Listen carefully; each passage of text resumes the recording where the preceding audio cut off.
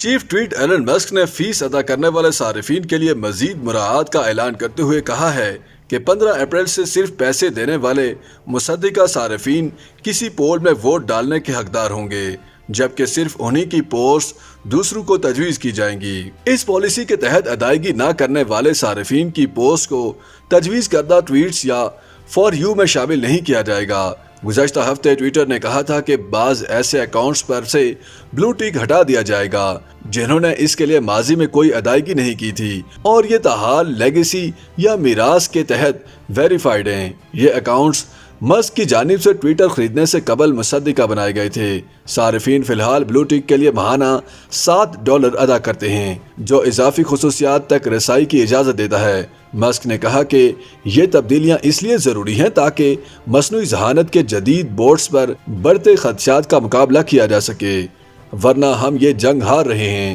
اسی لیے پولز میں ووٹ ڈالنے کے لیے ویریفیکیشن درکار ہوگی۔ اس سے قبل ایلن مسک نے کہا تھا کہ ادائیگی کے ساتھ ویریفیکیشن سے بوٹ استعمال کرنے کا خرچ بڑھتا ہے اور ان کی نشاندہی آسان ہو جاتی ہے، تاہم اس اقدام پر کچھ سوشل میڈیا صارف ناخوش ہیں۔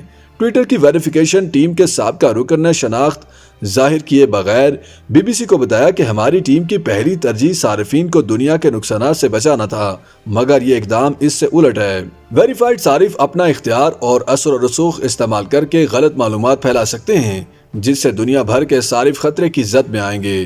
یہ خاموش خطرہ ہے جسے کوئی نہیں دیکھ رہا۔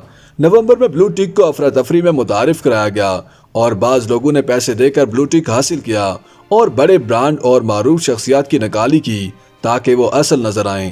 بعض لوگوں نے ایلن مسک بن کر بھی دھوکہ دیا۔ پھر ٹویٹر نے ایک ہفتے سے کم وقت میں یہ فیچر معطل کر دیا۔ اگلے ماہ اسے دوبارہ متعارف کرایا گیا۔ ٹویٹر بلو کو اب متنازع گروہ بھی استعمال کرتے ہیں، جیسے افغانستان میں طالبان حکام اور ان کے حمایتی۔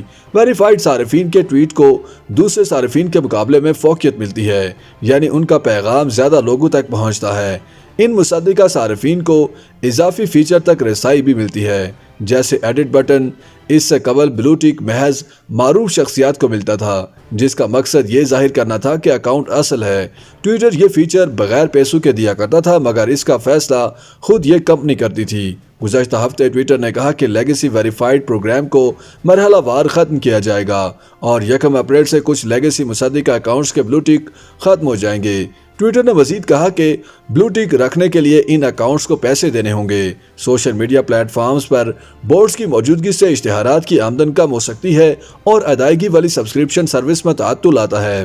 ایلن مسک چاہتے تھے کہ پلیٹ فارم زیادہ سے زیادہ قابل اعتماد ہو اور یہ پیسے کمانے کا ذریعہ نہیں ہونا چاہیے، مگر اب ٹویٹر کی پالیسی ان خیالات سے مختلف نظر آتی ہے۔ یہ سمجھتے ہوئے کہ اشتہارات کی آمدن میں اضافہ کرنا مشکل ہے، مسک نے سبسکرپشن پر مبنی ماڈل کا رخ کیا۔ ابتدائی طور پر فروخت کا مقصد صارفین کو اگر وہ ماہانہ فیس ادا کرتے ہیں تو بلو ٹک کی تصدیق دینا تھا، لیکن ادائیگی کرنے والے صارفین کی تعداد فوراً اتنی زیادہ نہیں ہوئی تھی۔ اشتہارات کی آمدن میں کمی اور سبسکرپشن ماڈل میں کوتاہیوں کے بعد مسک نے نیا راستہ چنا۔ ٹویٹر پر 2 الگورتھم ہیں، تجویز کردہ ٹویٹس یعنی فار یو یا وہ صارفین جنہیں آپ فالو کرتے ہیں۔ ایلن مسک کی نئی پالیسی سے ادائیگی نہ کرنے والے صارفین متاثر ہوں گے۔ اس کا مطلب ہے کہ غیر مصدقہ ٹویٹر صارفین کے پیغامات پر ری ٹویٹ اور لائک کم ہونے کا امکان ہے۔ اس کے علاوہ ایلن مسک غلط معلومات کی نشاندہی کے نظام کو بھی روک رہے ہیں، جو کہ ٹویٹر کے لیے خطرناک لمحہ ہو سکتا ہے۔ ٹویٹر کے سابقہ ملازمین سمجھتے ہیں کہ اس سے ٹرولز اور غلط معلومات پھیلانے والے لوگوں کے لیے آسانی پیدا ہوگی۔ ٹویٹر کی کامیابی کا راز اس پر موجودہ مواد کا معیار ہوا کرتا تھا، مگر اب بظاہر یہ نظام ختم ہو گیا ہے۔ یوٹیوب پر گوگلی نیوز دیکھنے کے لیے youtube.com کی سرچ بار میں googly news T V type کریں۔ گوگلی نیوز کے پیج پر سرخ رنگ کے سبسکرپشن والے بٹن پر کلک کرنا نہ بھولیے۔ یوٹیوب پیج پر اپلوڈ ہونے والی ویڈیوز سے باخبر رہنے کے لیے بیل آئیکن پر کلک کیجیے۔ آپ کو ہر نئی ویڈیو کے بارے میں نوٹیفیکیشن موصول ہو جائے گا۔